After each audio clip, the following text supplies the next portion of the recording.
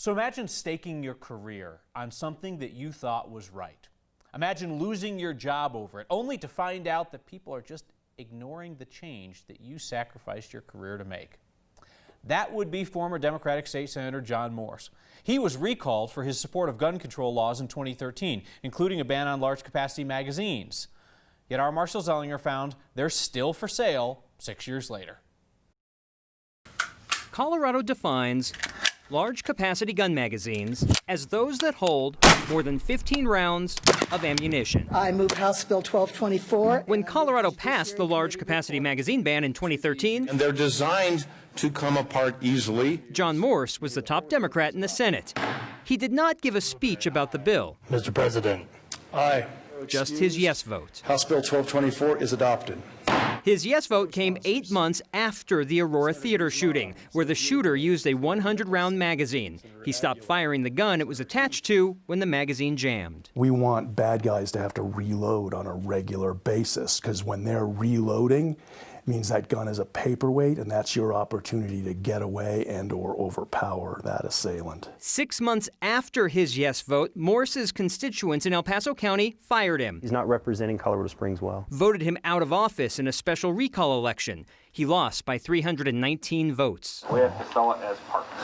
That's what We showed Morse our undercover video. As soon as we remove the functionality of it and take the spring out, it's not a magazine. I guarantee you that was not our intent.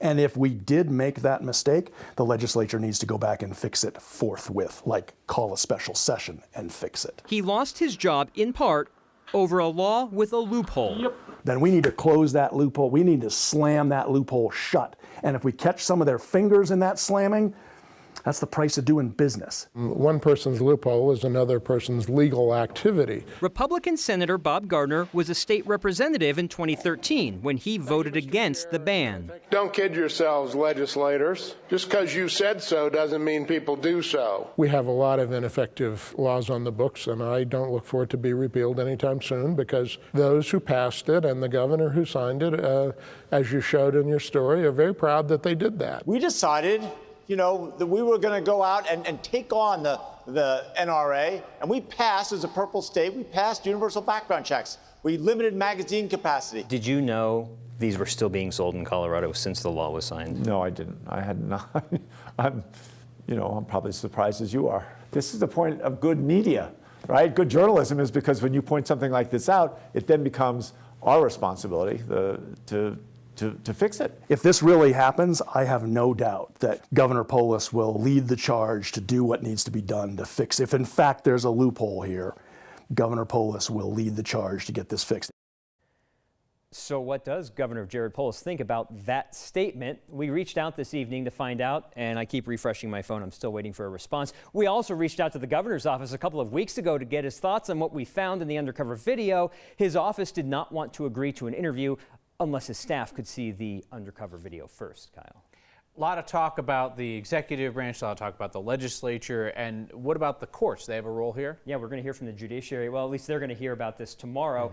After 6 years of legal wranglings over whether or not this is constitutional or not, the state Supreme Court will hear tomorrow afternoon the arguments for and against the constitutionality of this law, period. And then we'll hear from the state Supreme Court whether or not the legislative branch, the lawmakers, should have even been able to pass this law in the first place. So much fighting over a law that appears to have very little impact. All right, thank you, Marshall.